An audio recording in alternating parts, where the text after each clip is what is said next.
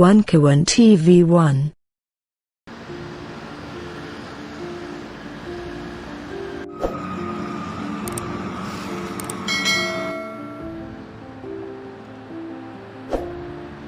Terima kasih atas kehadiran teman-teman untuk bisa membantu kami mengkampanyekan khususnya kepada para anggota kami yang tersebar di seluruh Indonesia. Pada hari ini kita mengadakan pernyataan sikap. Pertama-tama perkenalkan, saya Rudi Habedaman, saya Ketua Umum Gabungan Serikat Buruh Indonesia, mewakili kawan-kawan untuk membacakan pernyataan sikap. Pernyataan sikap pimpinan Konfederasi dan Federasi Serikat Pekerja Serikat Buruh yang tergabung dalam Aliansi Aksi Sejuta Buruh.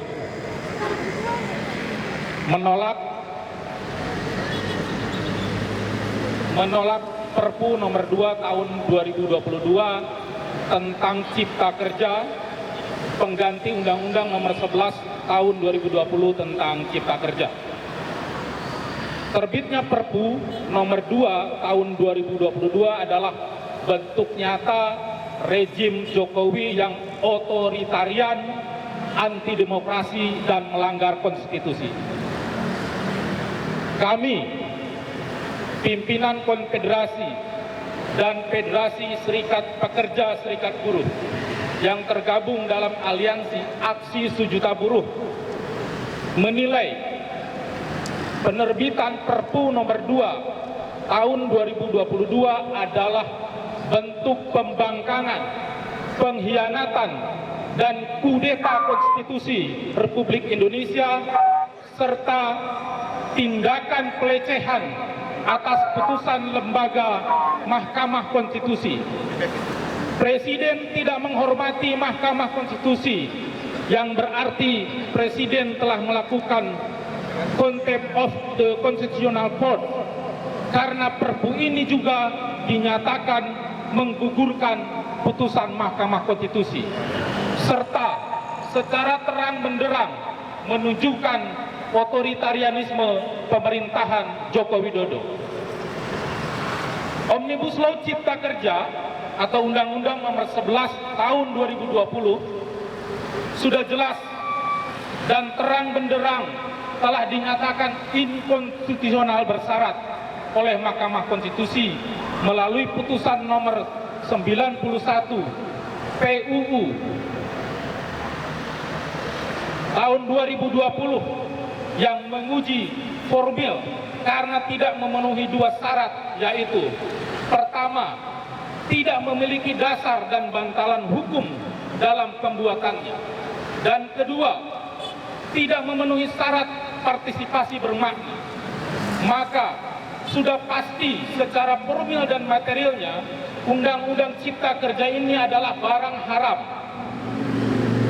Namun alih-alih atas nama akal-akalan adanya kegentingan yang memaksa, bukannya menjalankan perintah amar putusan Mahkamah Konstitusi, malah menerbitkan Perpu yang isinya pun jauh lebih buruk daripada undang-undang sebelumnya. Bahkan isinya lebih jahat. Perpu ini bagi kaum buruh jelas akan memaksa kehidupan kaum buruh menjadi lebih buruk. Kami menilai bahwa penerbitan Perpu ini jelas tidak memenuhi syarat diterbitkannya Perpu sebagaimana dinyatakan dalam pasal 22 Undang-Undang Dasar 1945 Jo, putusan Mahkamah Konstitusi nomor 138 tahun 2009. Kehadiran Perpu ini jelas mengganggu, merusak tatanan dan merugikan kehidupan bernegara yang demokratis. Penerbitan Perpu ini semakin melengkapi tindakan ugal-ugalan pemerintah di dalam membuat kebijakan seperti Undang-Undang Minerba, Undang-Undang IKN, Undang-Undang Omnibus Law Cipta Kerja, revisi Undang-Undang KPK yang melemahkan, revisi Undang-Undang Mahkamah Konstitusi, Undang-Undang KUHP dan kebijakan-kebijakan lainnya. Presiden Joko Widodo seharusnya mengeluarkan Perpu pembatalan Undang-Undang Cipta Kerja secara permanen sebagaimana aspirasi sejati dari kaum buruh dan seluruh rakyat Indonesia yang secara masif sejak dari RUU sampai disahkan menolak Undang-Undang Cipta Kerja. Presiden telah menipu rakyat karena saat itu Presiden meminta kaum buruh dan masyarakat yang menolak untuk menolak Undang-Undang Cipta Kerja agar melakukan pengujian hukum atau judicial review ke Mahkamah Konstitusi.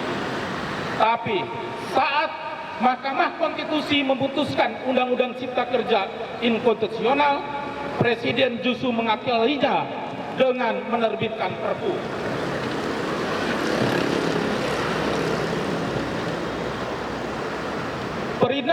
Perintah Mahkamah Konstitusi sudah sangat jelas bahwa pemerintah harus memperbaiki Undang-Undang Cipta Kerja dengan mengacu pada tata cara pembentukan undang-undang dan melibatkan partisipasi yang bermakna dari masyarakat, bukannya menerbitkan Perpu. Maka atas diterbitkannya Perpu tersebut, kami, pimpinan Konfederasi dan Federasi Serikat Pekerja Serikat Buruh yang tergabung dalam aliansi Aksi Sejuta Buruh dengan tegas mengecam dan menolak Perpu nomor 2 tahun 2022 tentang Cipta Kerja karena Perpu ini nyata melecehkan konstitusi, melecehkan kaum buruh dan rakyat Indonesia. Namun sebaliknya sangat berkhidmat kepada investor, kaum pemodal besar, dan oligarki, kapitalis asing, dan tuan tanah. Untuk itu, kami mendesak, satu, mendesak Presiden Joko Widodo untuk menarik dan mencabut Perpu nomor 2 tahun 2022 serta menerbitkan Perpu pembatalan Undang-Undang Cipta Kerja nomor 11 tahun 2022 secara permanen. 2. Mendesak DPR RI untuk menolak Perpu nomor 2 tahun 2022 disahkan menjadi undang-undang. Dan sekaligus mendesak DPR RI untuk segera bersidang menggunakan hak angket untuk memeriksa Presiden Republik Indonesia atas diterbitkannya Perpu yang telah melanggar dan menunjukkan ketidakpatuhan kepada konstitusi.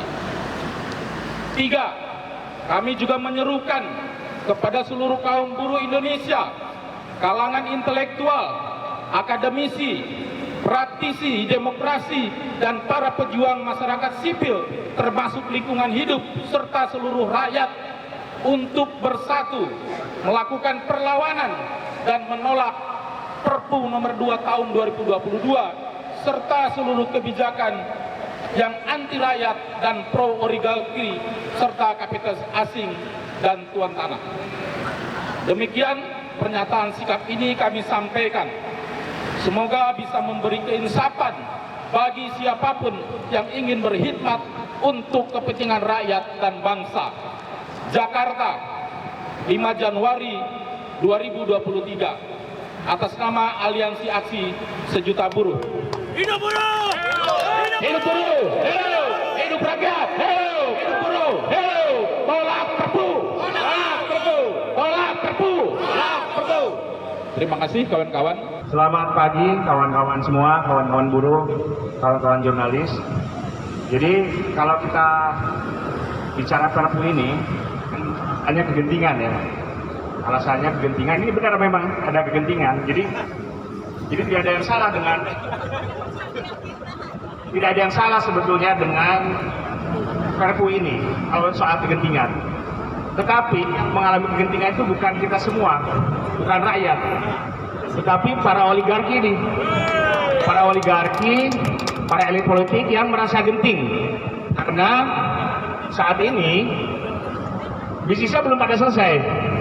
Bisnisnya belum selesai, konflik kepentingannya belum selesai, masih mau dilanjutkan. Jadi lahirlah alasan genting ini untuk melahirkan Perpu. Buat kita semua, jelas Perpu ini sangat merugikan. Karena ada dua hal. Yang pertama, soal buruh yang jelas-jelas perlindungannya akan terus dikurangi secara besar-besaran dan akan sangat terasa, dan ini sangat mencederai nilai-nilai keadilan sosial. Dan yang kedua, soal lingkungan. Kita di Greenpeace Indonesia bersama-sama dengan lembaga masyarakat sipil lain yang berkampanye di isu lingkungan merasakan ini juga orang-orang yang merasa dalam keadaan genting ini yang ingin mengeksploitasi lingkungan segera sampai pemilu mendatang, kalau pemilunya ada ya, ini genting mereka ingin mengeksploitasi lingkungan.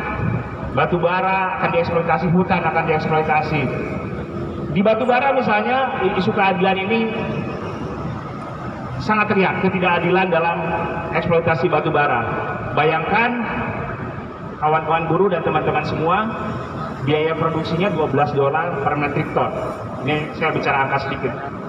Dijual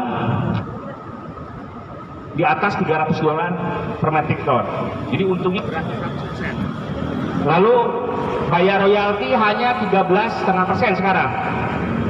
Kalau Perpu ini tidak dibatalkan, akan bayar ribuan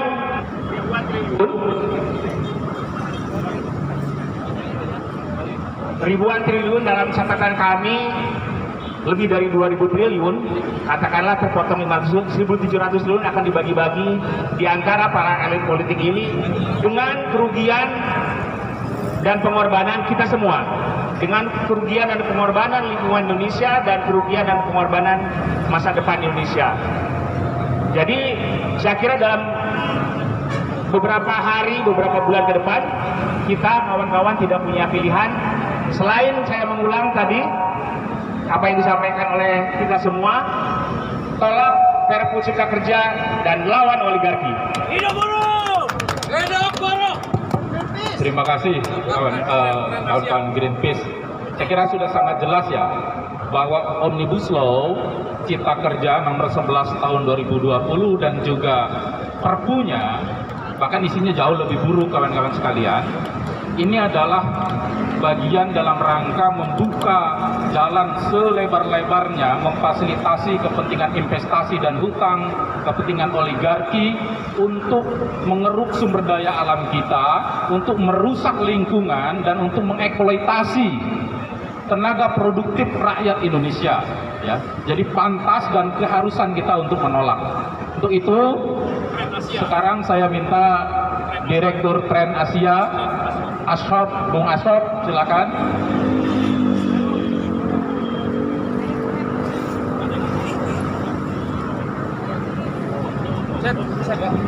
Hidup buruh, hidup rakyat, hidup rakyat.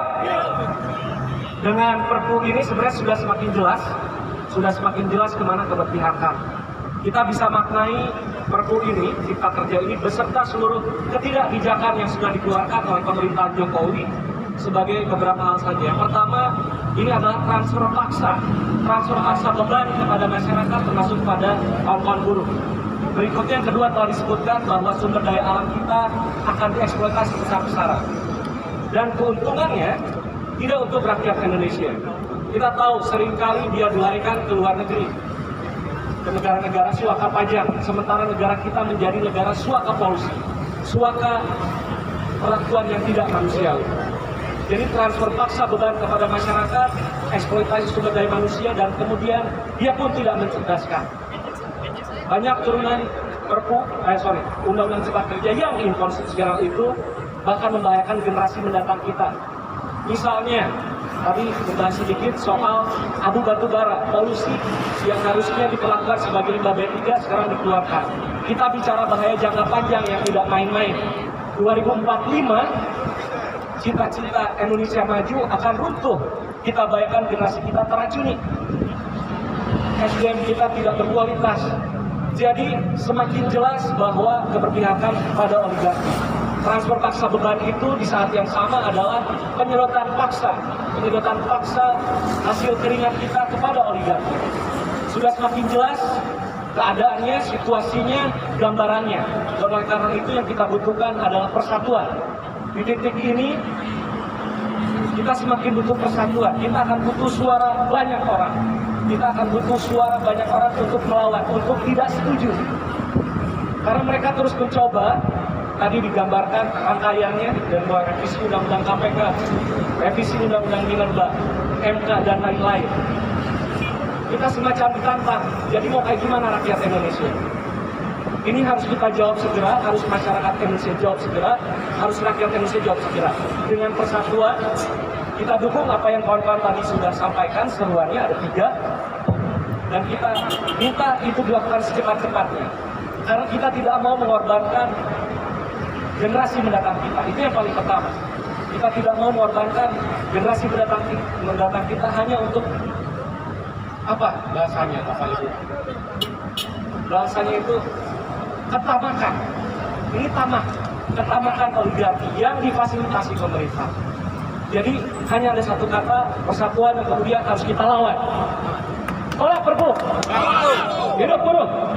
Hidup rakyat. Terima kasih kawan-kawan sekalian. Kita juga kedatangan Pak Amsari ya. Saya kira kalangan intelektual yang demokratis, yang pro rakyat. Nah ini yang dibutuhkan kita ini adalah oleh rakyat itu adalah para akademisi, para intelektual ya, yang memang pro rakyat, bukan tukang stempel kebijakan anti rakyat. Ya, untuk itu sekarang saya minta Pak Amsari dulu ya, Pak Amsari.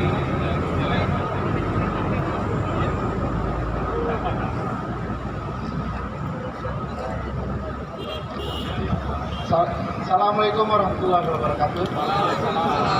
Hidup rakyat, hidup buruh. Terima kasih sudah diberi kesempatan.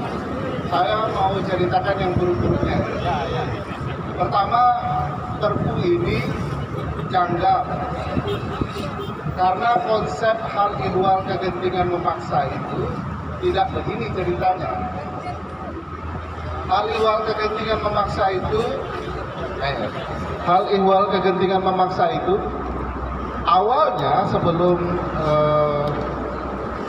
reformasi memang hak subjektif presiden, tapi setelah keluar putusan 138 tahun 2008 itu tidak sekedar hak dari presiden, harus terpenuhi 3 keadaan.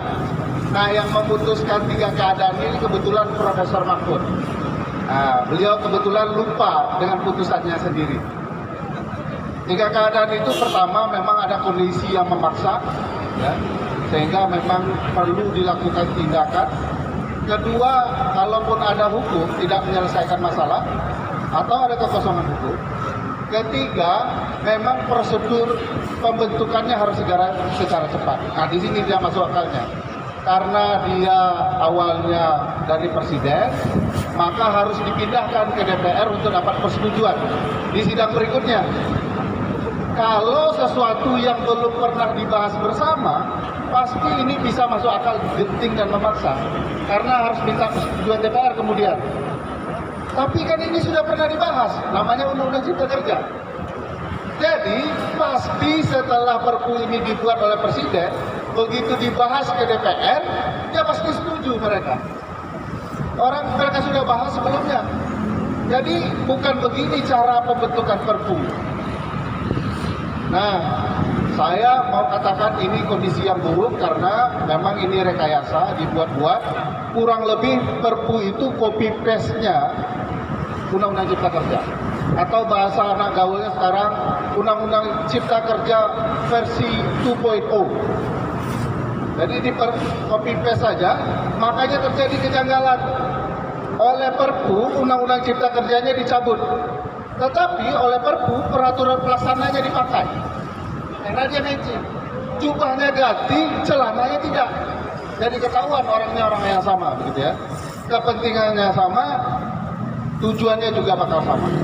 Jadi saya ragu kalau di DPR bakal terjadi. Di MK, nah ini menarik lagi ya. Sepertinya tabiat pemerintahan adalah memastikan seluruh lini dikuasai, termasuk di Mahkamah Konstitusi.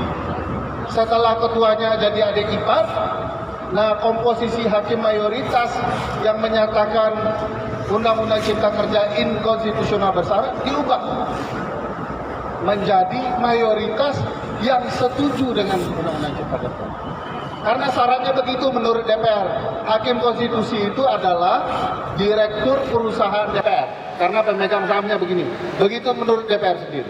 Jadi mari kita kawal, kalaupun maju di MK, kita kawal MK, kita kawal DPR, dan pastikan hak buruh dan hak publik terwakili dalam putusan mereka. Hidup buruh!